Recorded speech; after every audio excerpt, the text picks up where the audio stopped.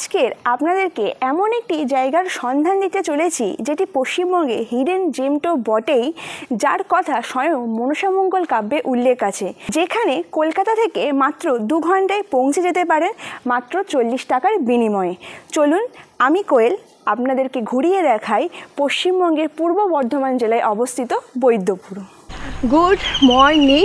আজকের তারিখ 18ই জুলাই। আজকে আমরা সকাল সকাল বেরিয়েছি পশ্চিমবঙ্গের আরেকটি জেলা ভ্রমণের উদ্দেশ্যে। তো আজকের জেলা হচ্ছে পূর্ব বর্ধমান। তো সকাল সকাল বেরিয়েছি। এখান থেকে আগে আমরা হাওড়া যাব, হাওড়া থেকে লোকাল ট্রেন ধরে যাব বইঞ্চি স্টেশন। তো চলুন, আমার এখান থেকে হাওড়া যেতে প্রায় 1.5 ঘন্টার মতো সময় লাগবে। তারপর আমরা বইঞ্চি স্টেশনে পৌঁছিয়ে ভিডিওটা কন্টিনিউ করাবো।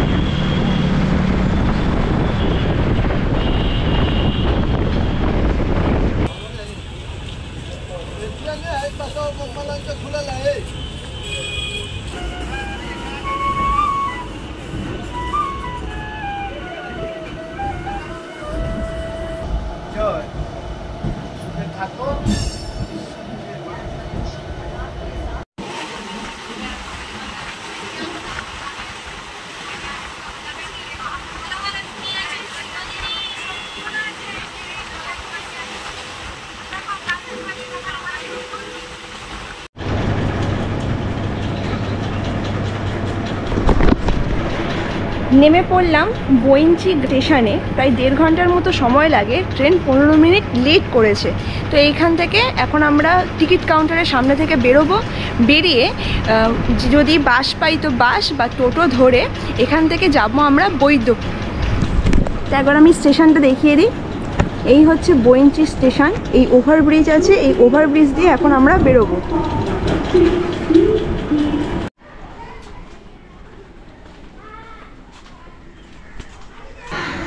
চলে আসলাম বইঞ্চি স্টেশনের বাইরে।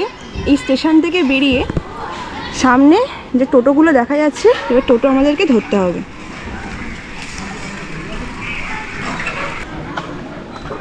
বৈদ্যপুরের অটো কোথা থেকে পাবো?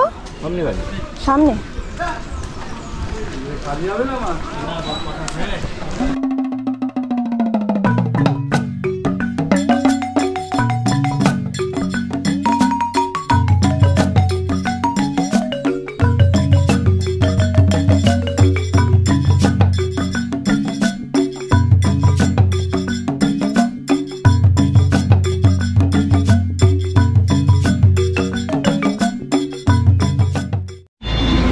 নেমে পড়লাম বৈদ্যপুরের এই ক্রসিংয়ে। আমরা ওই রাস্তা থেকে এসেছি আর যাব আমরা এই ডান দিকের রাস্তায়। তো বইঞ্চি স্টেশন থেকে বৈদ্যপুরের ওই মোড়টায় টোটোতে আমাদের সময় লাগলো প্রায় 20 মিনিটের মতো। টাকা লাগলো 25 টাকা করে পার হেড। বাসও চলে এই রাস্তায়, কিন্তু বাস স্টেশন থেকে 1 কিলোমিটার দূরে ছাড়ে। তো এইখান থেকে আমরা ভেতরে যে রাস্তাটায় ঢুকলাম, আমাদের ফার্স্ট টুরিস্ট স্পট হচ্ছে বৈদ্যপুর জমিদার বাড়ি।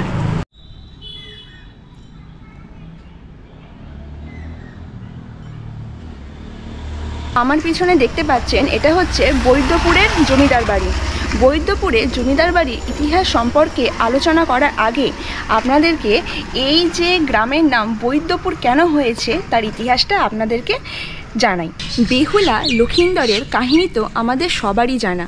মনসামঙ্গল কাব্যে উল্লেখ আছে যে বিয়ের পর বাসর ঘরে যখন সাপের ছোবলে লক্ষিন্দরের মৃত্যু হয়, তখন তার স্ত্রী বেহুলা নৌকায় করে ভেসে চলেন। তো ভাসতে ভাসতে এই গ্রামে আসেন। এই গ্রামে যেসব চিকিৎসকরা ছিলেন, ওনারা লক্ষিন্দরকে সুস্থ করার চেষ্টা করেন, কিন্তু ব্যর্থ হয়। যেহেতু গ্রাম্য ভাষায় ডাক্তারকে বৈদ্য নামে বলা হতো, সেই কারণে এই গ্রামের নাম হচ্ছে বৈদ্যপুর।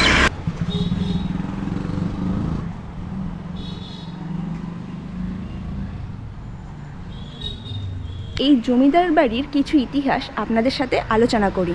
এই জমিদার বাড়ি তৈরি করলেন কে? আনুমানিক 1680 সালে হারাধন নন্দী নামে একজন ব্যবসায়ী খাদ্যশস্যের ব্যবসা শুরু করার জন্য এই বৈদ্যপুরে আসেন। প্রায় এক শতাব্দী পরে 1795 খ্রিস্টাব্দে এই হারাধন নন্দীর বংশধর মালদায় বিশাল জমি কিনে ওখানে জমিদারি প্রথা চালু করেন। যেহেতু এই নন্দী পরিবার এই গ্রামে দীর্ঘকাল ধরে বসবাস করত, তাই বিভিন্ন সময়কালে ওনাদের পরিবারের সদস্য এই গ্রামে অনেকগুলি মন্দির, দুর্গা দালান, কাছারি বাড়ি তৈরি করেন। তার সমস্ত কিছু আপনাদেরকে দেখাবো। তো জমিদার বাড়িতে এখন কিন্তু ঢোকা নিষেধ আছে। এই জমিদার বাড়ির দরজা অনেকটা উঁচু, আর তার ওপরের কারুকার্যগুলো এখনও ভালো আছে।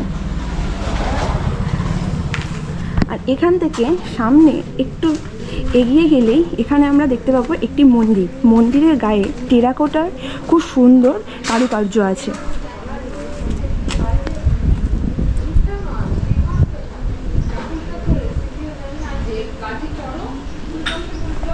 ওইখানে জমিদার বাড়ি থেকে কিছুটা এগিয়ে আসলে দেখতে পাবেন নবরত্ন মন্দির। আনুমানিক 1602 খ্রিস্টাব্দে জয়দেব নন্দী তার মায়ের স্মরণে এই নবরত্ন মন্দিরটি তৈরি করেন। যেহেতু মন্দিরটি অনেক বছরের পুরনো, সেই কারণে মন্দিরের যে আউটার পোর্শন অনেক ক্ষয় হয়ে গেছে।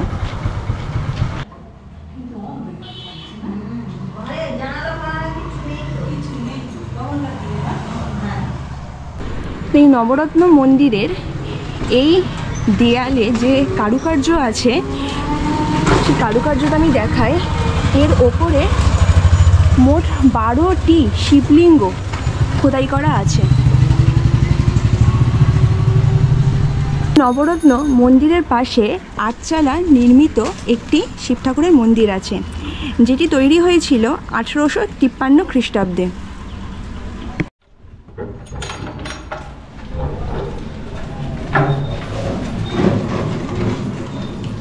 জয় বাবা মহেশ্বর। এই মন্দিরের ভেতরে কিন্তু কোনো জানালা নেই, পুরোটাই বদ্ধ। ওপরটা দেখাই।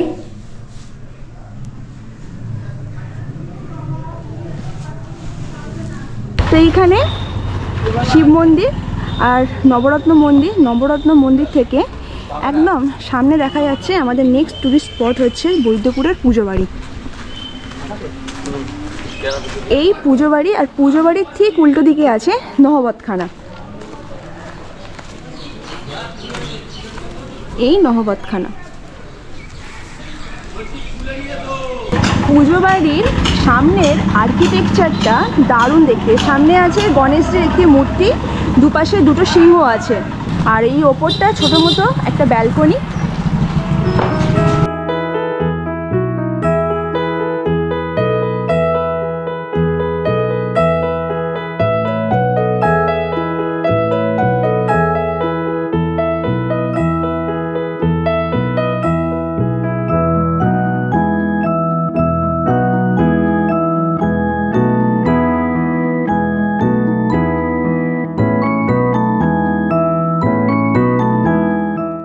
জমিদার বাড়ির ভেতরের প্রাঙ্গণ।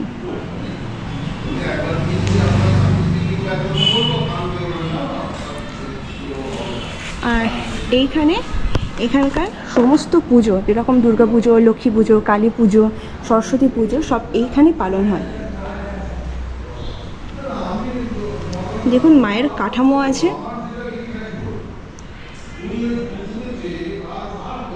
এই যে ঠাকুর দালানের ওপরে যে কারুকার্যটা আছে, কারুকার্য কিন্তু দারুণ দেখতে। এই নন্দী পরিবারের সদস্যরা বৈদ্যপুরে যতগুলি স্থাপত্য তৈরি করেছেন, সব থেকে এখনও পর্যন্ত ভালো আছে এই পুজো বাড়ি। যেহেতু এই পুজো বাড়িতে এখনও পুজোর সময় মানে দুর্গা পুজো, লক্ষ্মী পুজো, কালী পুজো, সরস্বতী পুজো সমস্ত কিছু এইখানে হয়, সেই কারণে পুজো বাড়িটা এখনও ভালো আছে, মেনটেনেন্স হচ্ছে। কিন্তু এই জমিদার বাড়ির সদস্যরা এই পুজো বাড়িতে বসবাস করেন না। পুরনো দিনের জমিদার বাড়ির সবথেকে সুন্দর দেখতে লাগে এর কাঠামো। আর এই জমিদার বাড়ি অ্যাংলো ইন্ডিয়ান স্টাইলে তৈরি করা হয়েছে। তো জমিদার বাড়ির বিশেষত্বটা হচ্ছে মাঝখানে উঠোন আর চারিদিকে ঘর। দারুণ লাগছে জায়গাটা।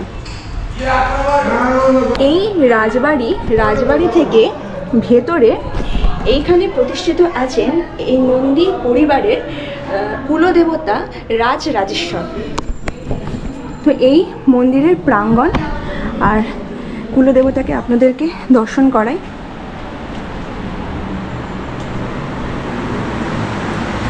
এইখানে কুলদেবতা প্রতিষ্ঠিত আছেন আর ওনার স্থানঘর হচ্ছে এর পাশে।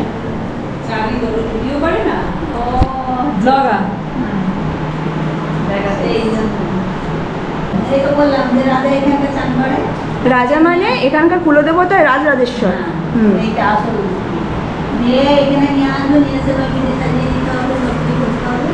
আবার দিয়ে ওইখানটা রাজা বসবে, দিয়ে ওইখানটা চান করবে, দিয়ে চান করে উঠে যায়, আবার সিংহাসনে দিয়ে আসে। আবার 12টার সময় সেতল হবে, ভোগ হবে, দিয়ে লুচি ভাজবে আর লোক আছে এসে ভাজবে, দিয়ে ওই ভেজে এসে তুলে দিয়ে যাবে দুধ সন্দেশ আর লুচি। আবার সন্ধ্যেবেলা সেতল হয়, দিয়ে সেতল খেয়ে শুয়ে পড়বে, আবার সেই ভোরবেলা মঙ্গল আসবে।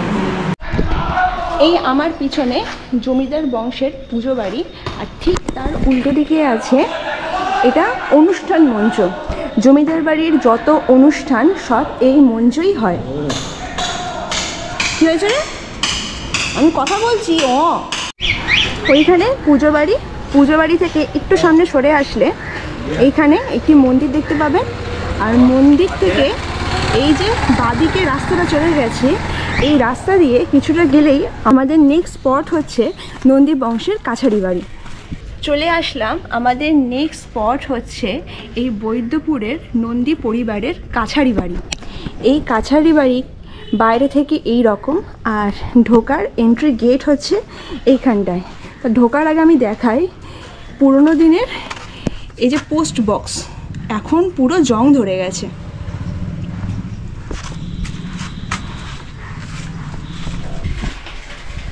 এই কাছারি বাড়ি ঢোকার পুরো দরজাগুলো দেখুন, এগুলো পুরো লোহার দরজা,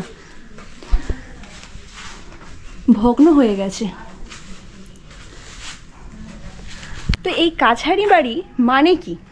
কাছারি শব্দের অর্থ হলো যেখান থেকে যত অফিসিয়াল কাজকর্মগুলো হয়। বলতে গেলে এটা হচ্ছে তখনকার সময়কার প্রশাসনিক ভবন। অনেক বছরের পুরনো বাড়ি, সেই কারণে মেনটেন্যান্সের অভাবের জন্য পুরো ক্ষয় হয়ে গেছে। ভাবা যায় যে জায়গা থেকে পুরো নন্দী পরিবার জমিদার শাসন চালাতো, এখান থেকে কর আদায়, জমির কাগজপত্র, রেকর্ড, সমস্ত প্রশাসনিক কাজ হচ্ছে এইখান থেকেই হতো। সেই প্রশাসনিক ভবন এখন পুরো ভগ্নপ্রায় হয়ে গেছে। একেই দেখার আর কেউ নেই। যে জায়গা থেকে সব মানুষজনের ওপর নজর রাখতো, সেই জায়গাকে দেখাশোনা করার মতো এখন আর কেউ নেই। কাছারি বাড়ির ভিতরটায় এইখানে দেখুন সব দরজাগুলো কিন্তু বন্ধ আছে, আর এই দরজাটার তালা কিন্তু নতুন। এখানে একটা স্লেট মানে ব্ল্যাকবোর্ড টাইপের আছে, আর এইখানে আছে একটি ঘোড়া। ঘোড়া মানে ঘোড়া স্ট্যাচু আছে।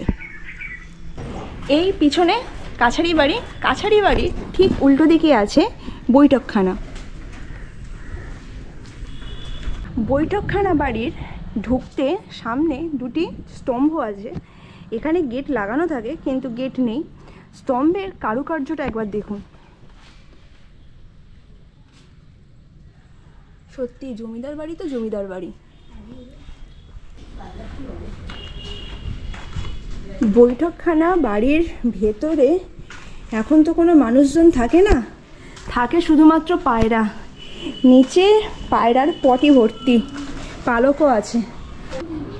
এই বৈঠকখানা বাড়ির ভেতরে এই স্তম্ভগুলো কতটা উঁচু, এর ওপরেও কত সুন্দর কারুকার্য আছে। ক্যামেরায় কতটা বোঝা যাচ্ছে বলতে পারবো না, কিন্তু সামনাসামনি অসাধারণ। আজকে যা গরম পড়েছে, ওখান থেকে একটা লস্যি নিলাম। আর যে রাস্তা থেকে এখন হেঁটে হেঁটে যাচ্ছি, এরপরের আমাদের ট্যুরিস্ট স্পট হচ্ছে রাসমঞ্চ। তো এই রাস্তায় প্রচুর দোকান পাঠশালাও আছে, খাবার অসুবিধা নেই। তো এই রাস্তা থেকে হেঁটে হেঁটে আসলাম, আসলেই দেখতে পাবেন রাসমঞ্চ। রাসমঞ্চ কারুকার্য অসাধারণ সুন্দর, দেখুন সব কালারফুল করা আছে। এই 9 চূড়া বিশিষ্ট রাসমঞ্চ তৈরি করলেন কে? বর্ধমানের গবেষক যজ্ঞেশ্বর চৌধুরীর মতে এই নন্দী পরিবার রাসমঞ্চ তৈরি করেন 1838 খ্রিস্টাব্দে। রাসমঞ্চ সারা বছরই বন্ধ থাকে, শুধুমাত্র রাসের সময় এই রাসমঞ্চ খোলা হয়। দেখুন এখন রাসমঞ্চ বন্ধ আছে, আর এই রাসমঞ্চ মোট 9 চূড়া বিশিষ্ট। দারুণ লাগছে, এর ভেতরে যাওয়া এখন নিষেধ। এই রাসমঞ্চের ঠিক উল্টো দিকে আছে দোলমঞ্চ। দোলমঞ্চের পাশে আছে বুড়ো শিব মন্দির, আর ঠিক দূরে দেখা যাচ্ছে বৃন্দাবন চন্দ্র মন্দির। আর এইখানে জগদ্ধাত্রী পুজো হয়, আর এখানে একটি ঠাকুর দালানও আছে। চলুন সামনে থেকে দেখাচ্ছি।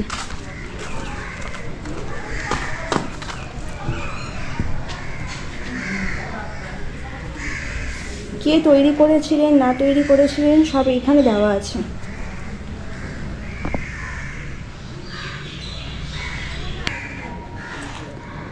দোলমঞ্চ, বুড়ো শিব মন্দির, এখানকার আরাধ্য দেবতা স্বয়ং মহাদেব। রাসমঞ্চ প্রাঙ্গণ, ঠিক তার এইখানে দূর থেকে দেখা যাচ্ছে বৃন্দাবন চন্দ্র মন্দির। যেহেতু এই বৃন্দাবন চন্দ্র মন্দিরের ভিতরে প্রবেশ নিষেধ আছে, আমি বাইরে থেকেই আপনাদেরকে এর ইতিহাস জানিয়ে দিচ্ছি। তো এই বৃন্দাবন চন্দ্র মন্দির তৈরি করেছিলেন কে? হারাধন নন্দী, যিনি নন্দী বংশের প্রতিষ্ঠাতা। ওনার নাতি দুর্লভ রাম নন্দী, ভাগীরথ নন্দী আর দুর্গাদাস নন্দী আনুমানিক 1845 খ্রিস্টাব্দে এই বৃন্দাবন চন্দ্র মন্দির প্রতিষ্ঠা করে। ওই রাসমঞ্চের ঠিক সামনে আছে আমাদের পরবর্তী ট্যুরিস্ট স্পট জোড়া দেউল।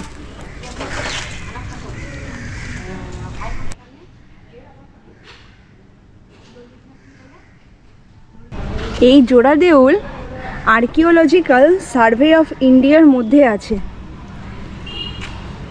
কতটা সুন্দর লাগছে জোড়া দেউল।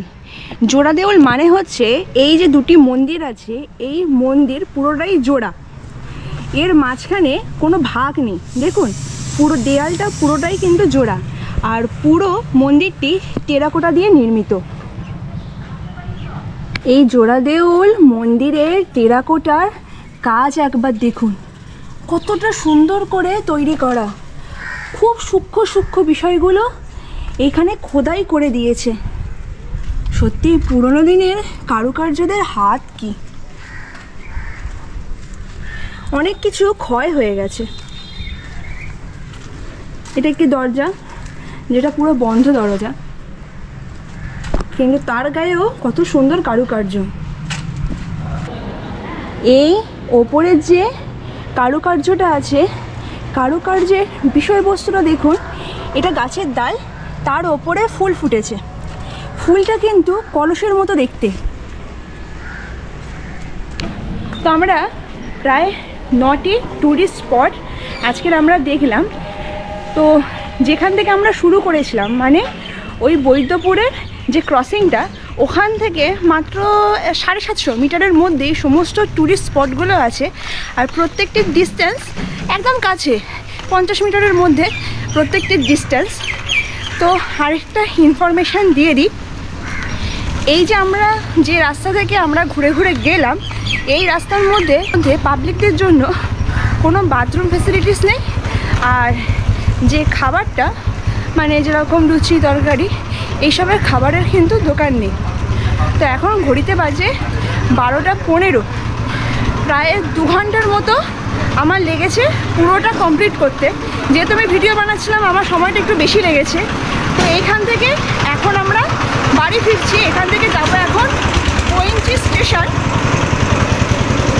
বাসে করেও যাওয়া যায়, কিন্তু বাস স্টেশনে ঢোকার ঠিক 1 কিলোমিটার আগে পর্যন্ত নামিয়ে দেবে।